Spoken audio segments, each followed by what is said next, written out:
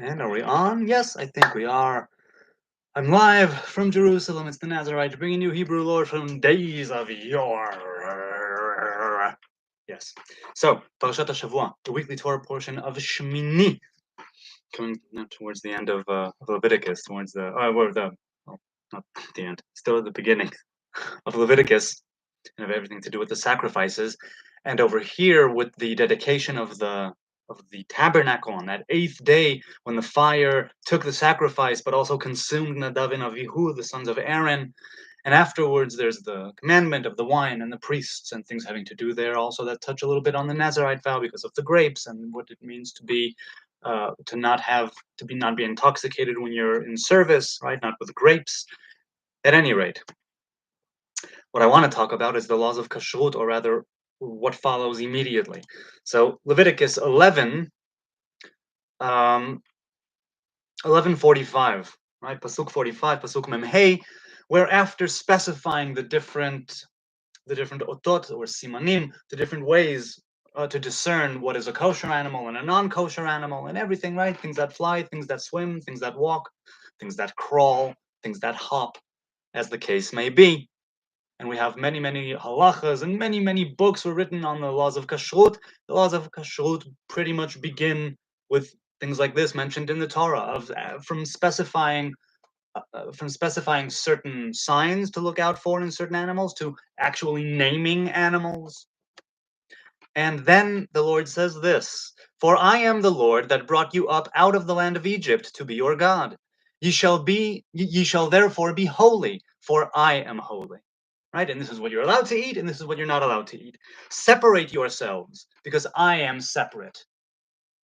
Watch what it is that you take into your body, your physical being. Likewise, choose what to consume on other levels, intellectually, visually. The Torah is inviting us to separate ourselves and in that way be like God, right? Be like Adonai. Kedoshim v'yitkadishtem v'yitem kedoshim. Make yourselves holy and you will be holy. Separate yourself and you will be separated. Now, there's a lot to say well, unity can be a virtue. It can be a strength. Separating yourself in certain ways as an individual, as a community, as a nation, as the case may be, a country, whatever it is, it has utility, great utility. There is utility in separation. And here, we being made in the image of God, God says, be like me, like this revelation, which is separate. Kedoshim to you, be holy, be sacred, be consecrated, be separate, because I am consecrated, holy, sacred, separate. Creator and all creation. There's a dividing line there. And though that's disputed, I hold by the Ramak and the others that no, there's a clear, or vague, but still irrevocably clear difference between creator and creation. And as such, when the Creator is inviting us through the Torah, through Moses, through the law, through the ritual worship in the tabernacle, through learning about it, if not outright doing it, performing it, these are things that we can perform, laws of kashrut. You can make the argument, like certain followers of Yeshua say, that that old covenant is dead and we can eat whatever we want. Other people as well, some of them have different laws, dietary restrictions, and some don't. The idea here being separate yourself in what it is that you take in. I've always loved it. I've always strived to live by it. I've constricted myself, even more in what I consider myself to be kosher for me personally.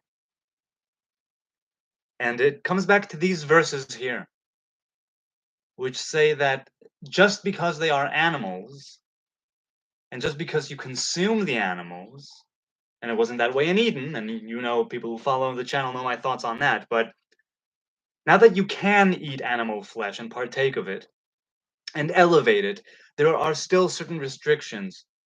Separate yourself, because it'll bring you to a better path. Watch what it is that you take into your very digestive system, right? It then becomes part of who you are. Okay, let's see if there's anything in the chat. I'll address it, and if not, okay, cool. Just under 5 minutes, perfect. Reminds me of the weekly Torah portions of old, right? When I would limit it to 5 minutes back in the day. Thank you ever so much. Well, one person is here. Hello, one person. Hi there. Thanks for being here. I appreciate it.